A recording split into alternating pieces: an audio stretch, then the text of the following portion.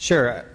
Next, we have the LAO, but I guess, Mr. Brostrom, I'll just go back and ask the question one more time, which is the key question is, will the university join the state and local governments in adopting this change in the very near future? What's the timeline? When's it going to be agendized on the Regents' agenda? Because this is a real issue and affecting potentially $40 million every year for decades. And that is impact to the state of California and the UC system. Yeah, I think we will be we will be looking at it. I think that quite frankly, what we would probably do is not just do a defined benefit, but we'd also look at a defined contribution plan side by side, with similar costs.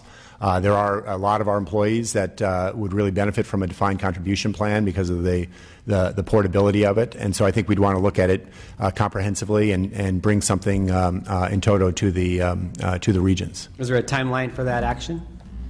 We haven't set one, but we've been discussing. We've started doing some of the modeling for preparing it. Well, that is an issue that I know our committee we're looking forward to having some certainty as far as the timeline for such potential action. Thank you. Ms. Kim? Chairman, thank you for bringing that up, because that was exactly going to be my question and raised the same concern, because in our previous hearing I raised the same question and concern, whether or not UC will adopt the state's base salary, in terms of defining the pension plan. So, as the chairman mentioned, I would be more comfortable going forward if we could get some commitment that you will go ahead and adopt the state's reform to determine the base salary. Thank you. Thank you. LAO? Thanks. I think Mr. Brostrom did a good job walking through the figures that were provided, so I'll just provide a couple of additional comments. I think it's probably important to, in this discussion, also realize that pensions are just one part of the overall compensation package that's provided to employees. So, our office has cautioned the legislature any reductions in pension benefits could result in pressure for other forms of compensation, assuming that the university is paying a competitive market rate at the moment for these employees. There is some research to suggest that employees may not value pension benefits the same way they value salary, particularly new employees that are being hired for the first time aren't necessarily thinking out 30 years about their pension benefit. But it's just one thing to keep in mind anytime there's changes being discussed to pensions. I think our position on providing funding for UC pensions, we've recommended in the past. We think it's reasonable. It's a cost of compensation. We provide them with funding that they use for faculty salaries and other forms of benefits, but only if you're comfortable with the level of benefits being provided, which is the discussion that you're having here right now. And if you're not, then it's reasonable to suggest that they make changes before you would provide additional funding. I also just want to clear up one maybe misunderstanding that's occurred in the dialogue in the past, which is that going back historically, the state did used to provide funding for UC pensions prior to 1990, and then around that time the plan became superfunded, as many of you know, and both the state and UC stopped putting money, and its employees stopped putting money into the plan. UC, as you heard earlier, did start resuming contributions around 2007. The state also has provided money since that time. It provided $89 million in the 2012-13 budget, and in the 2013-14 budget, the state budget specified that UC was to use some savings from a debt restructuring that the state was authorizing them to do and to put that money into pensions, which was another $100 million. So there has been probably somewhat close to $200 million provided over the last few years from the state for UC's pensions. Thank you. Department of Finance. Thank you, and I think I don't have a whole lot to add other than to concur with the committee's suggestion that UC make changes to be more consistent with the PEPR reform that the state adopted. Okay. Much more succinct than I would have said it, so thank you. Questions from committee? Mr. Ting. It's more of a comment. I understand this is a tough situation. We've had to do it really across local or state government, but I do think it is important. I think, like my other colleagues, I think it's imperative that you look at reducing the cap, the amount that the highest compensated individuals get. I know that there's been a concern that it'll impact your ability to recruit doctors or highly trained medical professions. Well, in the medical field, outside of working for a state university, there are no pensions. If you go work for a hospital, if you go work on your own in a private practice, there's no pension. So again, I don't see the correlation about how this would hurt your ability to attract the best and the brightest. If you're worried about the overall compensation package from the salary level, then I think that should be reviewed. But I don't understand how guaranteeing them a pension for the rest of their life should really somehow be something that is not reviewed and not taken off the table. I can't imagine how most Californians are, could justify, giving somebody who makes $500,000, $1 million more 90% or 80% of their salary for the rest of their life. I don't think that's what pensions were meant for. Yeah, and just a couple points of clarification. I mean, we do use the IRS cap, so it's about 245,000. And when we looked at the population between the 117, that's the Social Security, and 245, it's a small number of employees. About 60% of them are faculty, and so Just for the record, is it 245 or 265 as the agenda alludes to? It's adjusted every single year. We've been saying 265 for 3 or 4 months, so. It's not 245 because it was 252 2 years 252. ago. It's I don't know what it is now, but it's not 245. Yeah, when we first adopted it was it increases every year. it increases by Regardless, it's many times more than 118.5. I think that's the point. Do we have it here? I'll get the exact number right now but it's primarily for the faculty, because they combine, not only they tend to be paid higher than that, and they also stay longer, and that's where you get most of the pension benefit is the longer tenure.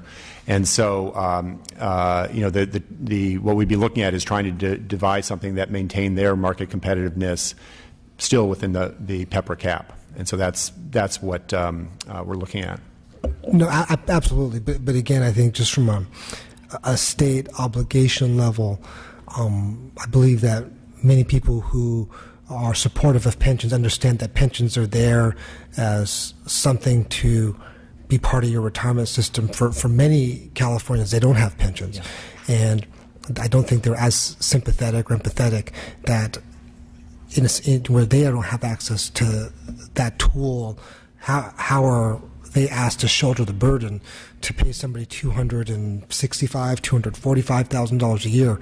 I don't think they think that's very fair. So again, I think you have to be very cognizant, not just of how the university's thinking, but really how the citizens of California are thinking relative to their personal situation.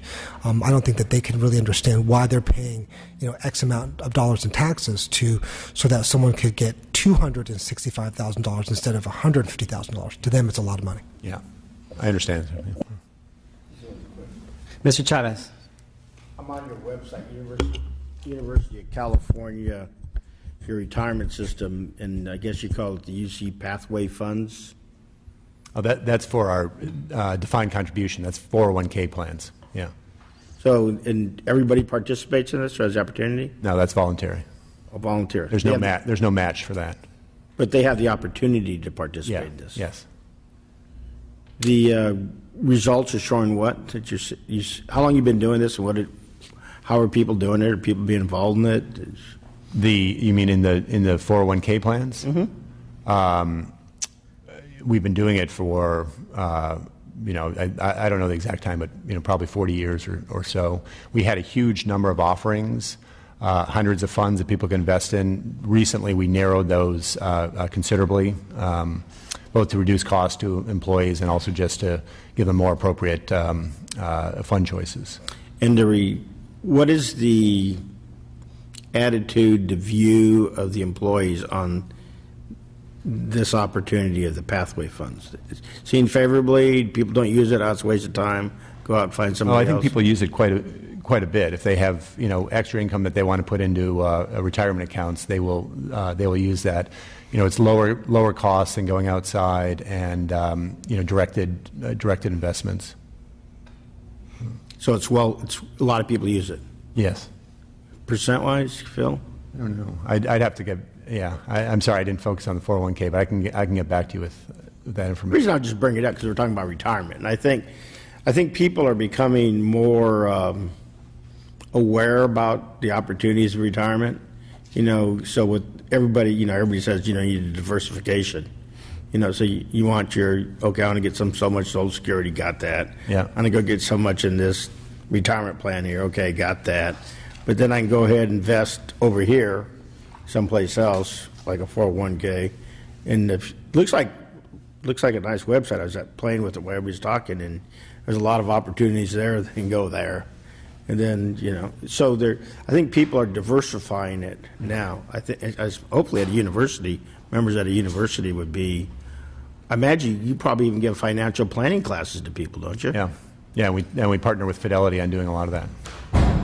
Okay, I think that's great. I think people taking ownership of so it's not just a burden upon us. Yeah. People are also taking responsibility on themselves. That's why I asked how many people are involved in it. Yeah, and that's some of what we're looking at in a plan design would be a hybrid where there would be some responsibility on the employee and some that would be borne by the university. Thank you.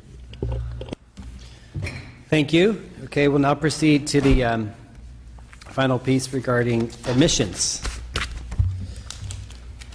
Please proceed. Okay, Nina Robinson, University of California.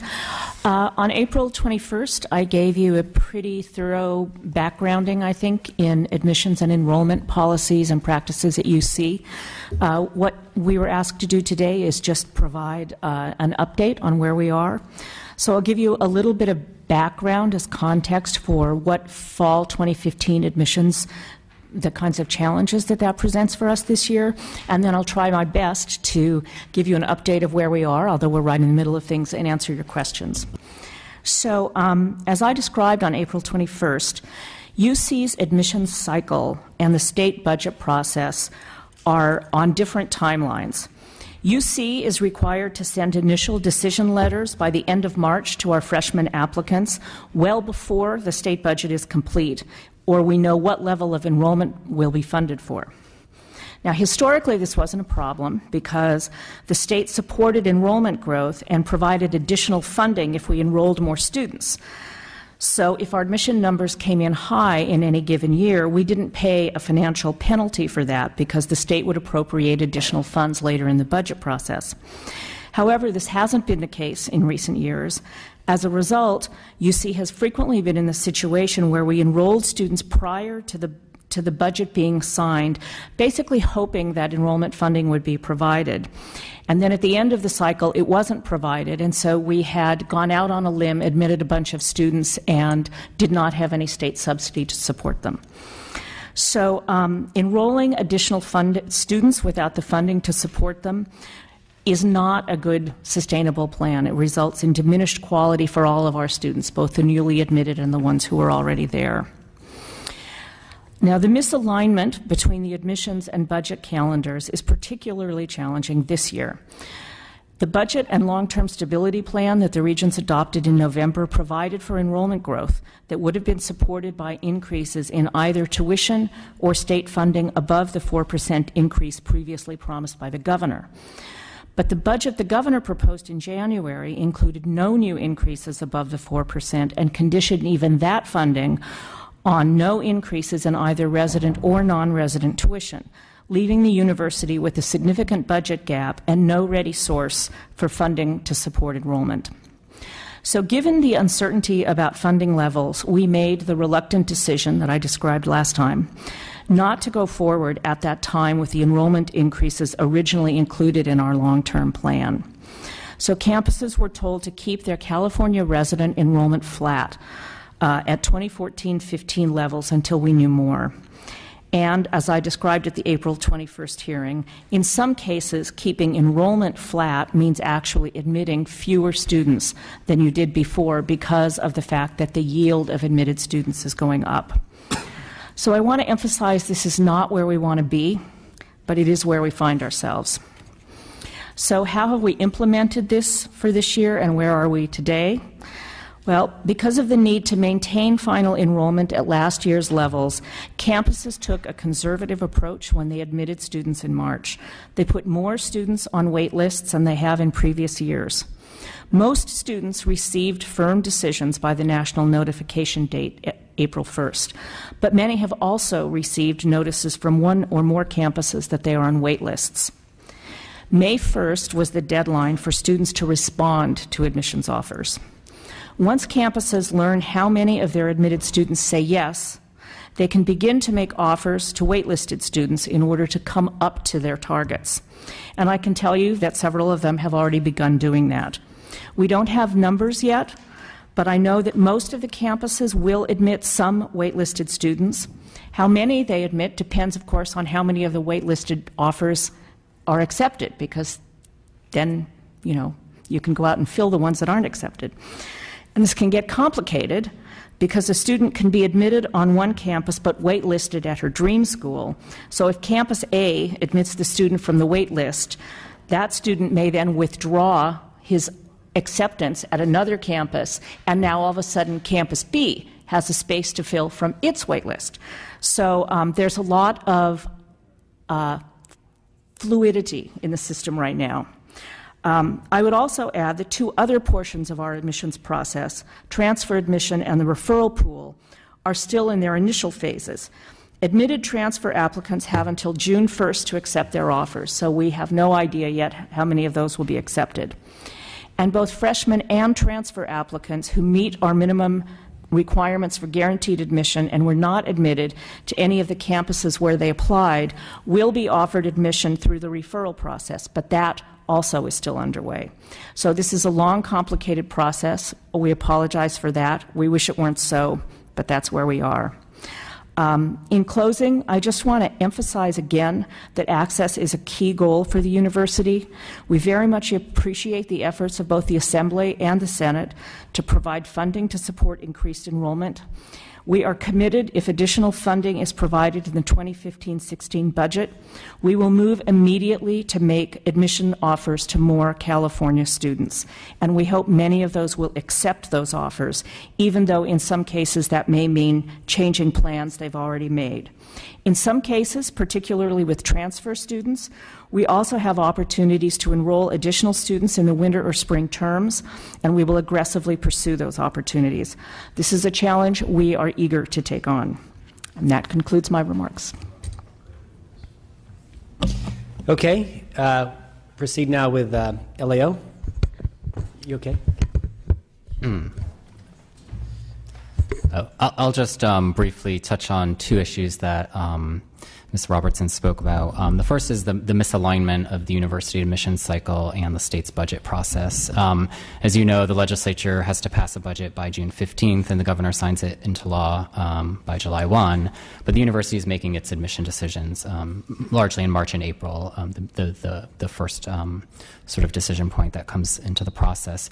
So it is problematic in terms of the timing. One thing that we've recommended in the past for you to consider is setting an out-year enrollment target. This, of course, assumes if you were to go back to enrollment funding, just to send a signal to UC what your priorities are for the budget year to sort of influence the process before they start making decisions. Of course, it wouldn't necessarily be binding on the legislature, but presumably the legislature would honor the commitment when it could. Second point I wanted to touch on was regarding the waitlist and referrals. I think that one of the key questions, maybe to help understand this issue a little better, it would be helpful to know what happens to students on the wait list who are not offered a spot, or what happens to students who are referred to a campus they didn't apply to. Do these students end up enrolling somewhere else in the state? Do they end up enrolling at CSU, a private four-year institution? Do they go out of state? I think this information, it's not available currently, but it would be useful to have, I think, to understand the issue a little better. Thank you, Department of Finance. Thank you. Just again, I think most of the points have been covered. One of the points that I just, as Ms. Robinson noted, that this year may be one in which there's an especially large amount of fluidity, but at this point in time, in previous years, we've had admissions data. So, wait lists aren't a new phenomena at UC, and in the past, we have had known at this point in time the number of students who have been admitted by campus. So I think that's just a piece of data that is missing as we go through this process this spring. Okay, thank you. I think we're going to have a number of comments and questions from committee members on this piece, which frankly is maybe the most important as far as access for students in the system throughout California. And there's really two pieces here that I want to focus on. One is the admissions numbers and enrollment and the budget and so forth, but also I wanted to come back and talk about this issue that recently came to light in our agenda, this financial aid money going to out-of-state students. I want to spend some time talking about that, so maybe we'll put that in the parking lot for now. Specifically on the admissions, I'll ask you the question that I asked the CSU system, 3 weeks ago. That's if this subcommittee had a big suitcase back here with unlimited amount of hundreds of millions of dollars and could provide it to the university to expand access, how many students could you enroll in this next budget year? I know what you said is we would do the best what we could with what we have to expand both in the fall and in the winter and the spring. So what are some of those scenarios as far as maximum I think increasing of access? if we knew that we had funding to support every new student that we committed to enroll, and we knew that in advance, which of course we didn't this year, I think that we could enroll several thousand more students a year. We have to be careful about how quickly we grow, because when you grow students, then you need to grow faculty and classrooms and dormitories and other things, and those take some time. It doesn't take very long to admit a student, but it takes a while to hire a faculty member, and it certainly takes a while to build a dorm. So we can't grow as fast, perhaps, as all of us would like to see in terms of increased access. In our budget plan, we committed to growing 5,000 students over 5 years, I believe. We can do more than that. That was what we felt was reasonable 5,000 a year for 5 years in a row? No, 1,000 a year. 1,000 a year. Yes. But we can do more than that. I'm not prepared to give you a hard number right now, but it would certainly be more than 1,000 and less than 5,000. Now, earlier you talked that you grew by 27,000 during the Great Recession. How were you able to grow then by several thousand a year, but only? Well, remember. Go ahead. Part of that was we launched a new campus, and so that Merced that had 6,000 alone, and then the others. A lot of our campuses still had capacity, and as Nina said, we still do have capacity. Yeah. Even if you take out Merced, which is roughly 7,000, it's still 20,000. Yeah. About 8 years, that's what 3 or something thousand a year, and then you're saying here you could only grow by 1,000 a year. I'm saying that no, I'm not saying 1,000. I'm saying definitely more than 1,000. We put 1,000 into our budget because we were being conservative, because we did not have support from the governor to grow enrollment so more quickly. You could grow by several thousand a year. Yes. What do you mean by that? Is it 2 or 10? Not 10, less than 5. Less than 5. I would say 2,000 to 3,000 would be reasonable. We could, we can grow more, but the question is it a quality experience for the students?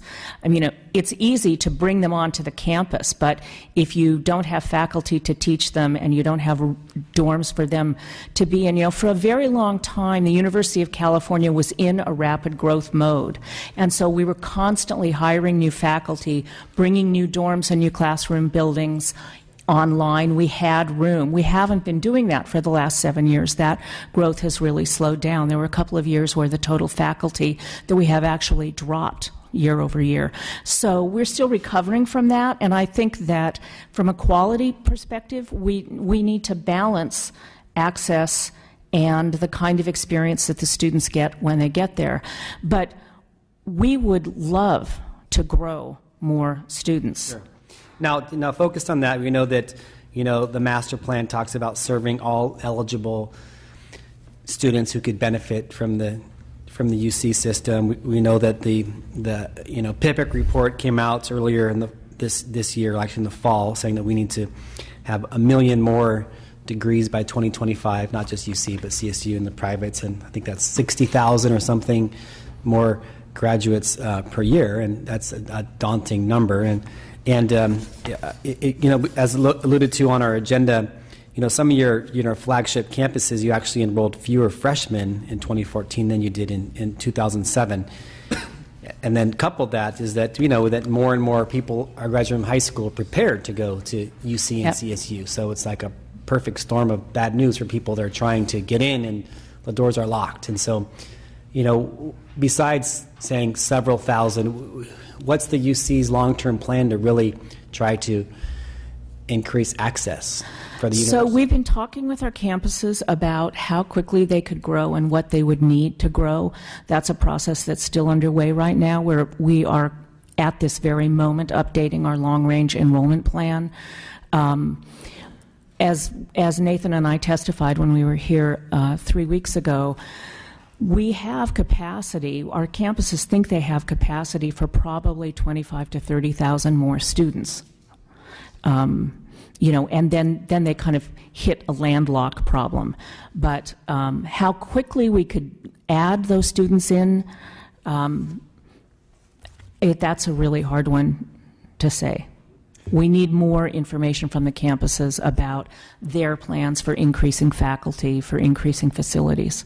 Okay. I also think we can work with our current students and future students and outcomes. I mean, everything we can do to reduce the time to degree and also open up more transfer spaces. I mean, that increases the number of degrees, even if we're at space constraints on a existing campus. And so, driving to get all of our campuses to get to their transfer ratios, and we're doing pretty well in time to degree. But the more we can drive to 4-year graduations, the more spots that opens up for new freshmen or new transfer students. Are you offering full summer school programs? We do. One of the constraints, though, is that the federal government does not give Pell Grants, and so we are looking at a lot of our campuses are looking at other ways to give, cost. But getting Pell Grants in the summer, we saw a big spike in the number of summer enrollees when that was available. Well, that's maybe a nice segue to potentially use money to help students that need go to school in the summer that can't benefit from federal Pell Grant resources in the summer.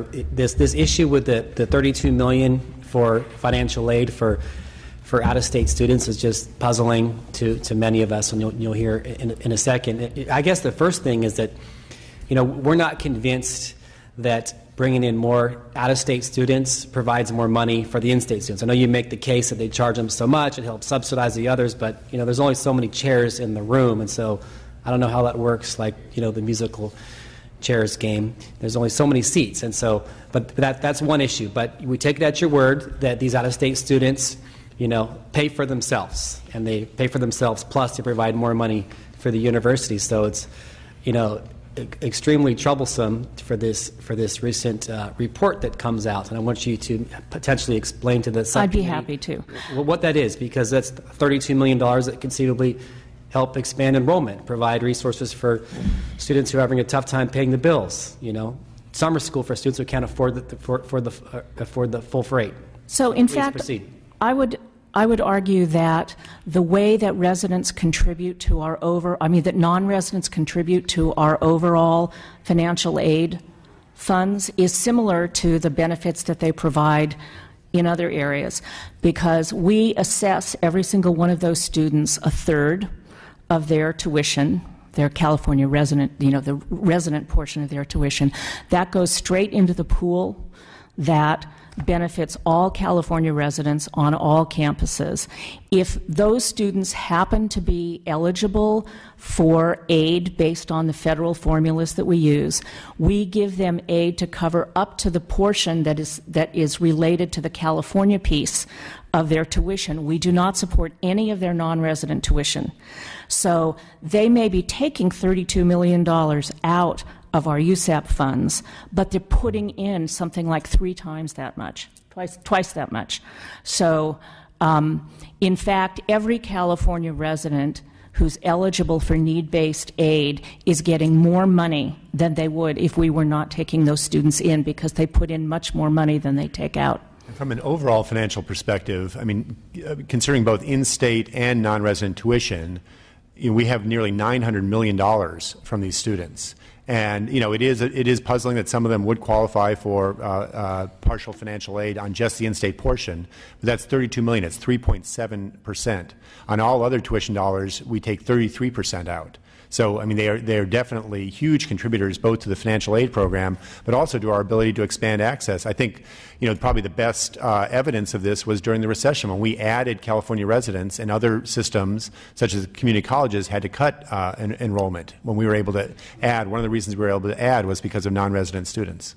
It still makes no sense, because the premise is that these students should pay their full freight, and that's what you came here year and year. I wasn't here, but that was what I heard year and year. Well, they do pay the full freight. But they wouldn't get any other benefit from the university. They would pay their full freight, and so some of them, for whatever reason, are qualifying. And I'm puzzled how someone could afford to pay $40,000 a year to go to UC, but still be poor and qualify for aid. And so it just seems that whether that's a loophole that can be closed, we're fighting over $32 million to fill your hole.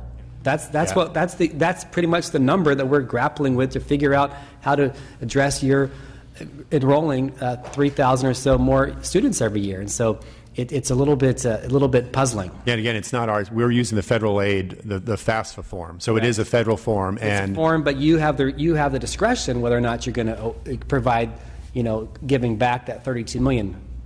We don't have discretion in terms of the way that we determine their eligibility for need. That's done by the federal government. But whether or not you provide the $32 million backdoor subsidy to them after they pay their tuition is discretion. I think that the question that is relevant here is whether it's fair to ask them to contribute a third of a small portion of their tuition to our institutional aid program and not allow them to be eligible to receive benefits from it. Well, so all others, all California students also contribute to that and are eligible for aid back, and they get a lot more aid back. The non-residents make a very large contribution into the system and get a small portion back. So we can argue about whether that's right, but the fact is that California students are benefiting from that non-resident money that is going into the aid. And I want to point out that that aid is pooled. So, for example, even a campus that doesn't enroll a lot of non-resident students, their students benefit from the non-resident contribution to our institutional aid programs because we pool it centrally and distribute it across all campuses. Well, I think that we're going to agree to disagree. That doesn't seem right with our scarce resources that we have. So let me allow Mr. Ting. Thank you, Mr. Chair. Can I ask who first okayed the policy to allow non-resident students to take advantage of financial aid? Well, you could ask who allowed them to contribute to the institutional aid. I mean, that's the way our programs work, is that a third of the California resident portion of tuition goes directly into institutional aid. Okay, so a third of the California portion goes into institutional aid, but then who allowed non-residents to take advantage of that? I don't have an answer to that. That's been part of our policy forever. So it's been an ongoing policy. Absolutely ongoing. I mean, I have no idea. 30 years, 40 years, 50 years. Sure. So during I understand that. So during this last Great Recession, when obviously money was extraordinarily tight, and we all had to, and as well as the university had to make really very draconian cuts, was this a policy that was looked at? No, I would say it wasn't looked at because what's foremost in our minds is the fact that those students are contributing far more to our aid programs than they're taking out. So if we could remove them from the system entirely, but that would take a lot of money out of our institutional aid programs. And in fact, several campuses chose to use some of the non-resident supplemental to extend financial aid further into the middle class, because those were the students who were most impacted by the tuition increases. And so they used California residents. For California residents. Sure, no, understood. But I guess I understand the theory. You're saying that because they're contributing to this pot, that they should have access to it, right? But again, the pot that the in-state students have contributed, in theory, are their parents or they themselves have paid taxes over a number of years. That's the pot that they've contributed into. So it's not just strictly fees. Well, that's don't a pot forget that the non-residents also pay this huge chunk over and above their state. I'm just talking about no, I the state. understand. Okay. And that's and we agree. Mr. Ting, I take your point. It's certainly something that we have not examined, and we could. It's not about taking my point. It's trying to understand how, during one of the worst recessions of our time, when we were making very drastic cuts, where you cut in-state enrollment, especially at the most competitive universities, that you cut that this was not something that was reviewed, and that somehow, again, the argument was these students were let in because they were offering a huge financial benefit to the university, and that helped offset the state budget cuts. So it's just alarming, puzzling, and sort of unbelievable that you would spend $32 million on this population that supposedly is supporting itself, and that how nobody even raised that issue. I mean, we, like the chair mentioned, we are in discussions, and we have the legislature and the university has significant disagreement on what its funding should be this year. And going into that, it doesn't really give us a lot of faith when somehow $32 million going to out-of-state students wasn't even reviewed. We've been, this is my third year on the committee. I do believe that the budget becomes a little bit less mysterious every year to me. But having said that, this type of action doesn't give me any confidence that we should be giving UC additional resources. That it seems like, if you can find $32 million to give to out-of-state students, how come that $32 million couldn't have gone to in-state students or something else? So again, it does beg the question whether or not the university is fully efficient, the university is operating at full capacity, in that whether or not it's spending money wisely. Thank you, Mr. Ting. Member Kim?